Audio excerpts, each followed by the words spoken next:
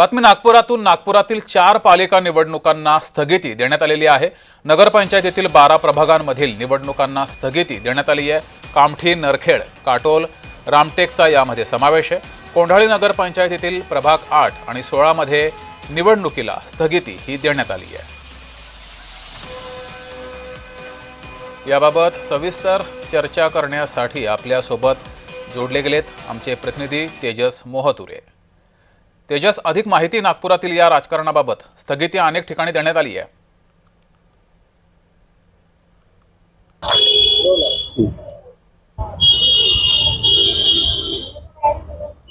नक्कीच जगदीश, आपण जर बघितलं असेल तर राज्यात ज्या आहेत नगरपरिषद आणि नगरपंचायत निवडणुकाला काही तासच बाकी आहे मतदानाला. अशातच जर बघितलं असेल तर नागपूर जिल्ह्यातील 12 प्रभागातील निवडणुका आहेत त्यांना स्थगिती दिली आहे निवडणूक आयोगाने, पुढे ढकलण्यात आलेल्या. कामठीमध्ये 3 प्रभाग आहेत, त्यासोबत नरखेडमध्ये 3 प्रभाग आहेत.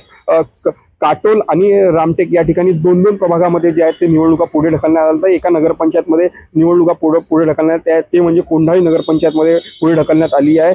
4 नगरपरिषद आणि 1 नगरपंचायतमध्ये जे आहेत ते नागपूर जिल्ह्यात जे आहेत ते निवडणुकाला स्थगिती दिली आहे, पुढे ढकलण्यात आलेले आहेत. याचे जे मतदान आहे ते येत्या 20 डिसेंबरला होणार आहे. यासोबत जर बघितलं असेल तर कोंढाळी नगरपंचायतमध्ये 8 आणि 16 या नगरपंचायत निवडणुकीमध्ये जर बघितलं असेल तर इथले जे निवडणूक आहेत ते स्थगिती देण्यात आली आहे. त्यापैकी जे आहेत ते शहादा नावाची जे महिला उमेदवार आहे त्यासोबत पूजा मानकर या 2 महिला ज्या आहेत ते या निवडणूक आयोगाच्या विरोधात ज्या आहेत ते कोर्टात जाणार आहेत. त्यामुळे संपूर्ण या निवडणूक प्रक्रियेत जर बघितलं असेल तर या संपूर्ण उमेदवारांनी जे आहे ते मतदार राजाकडे पोहोचले होते आणि संपूर्ण जे आहे ते यांची एकंदरीत राजकीय कोंडी झालेली आहे. त्यामुळे 20 डिसेंबरला या ठिकाणी मतदान होणार आहेत.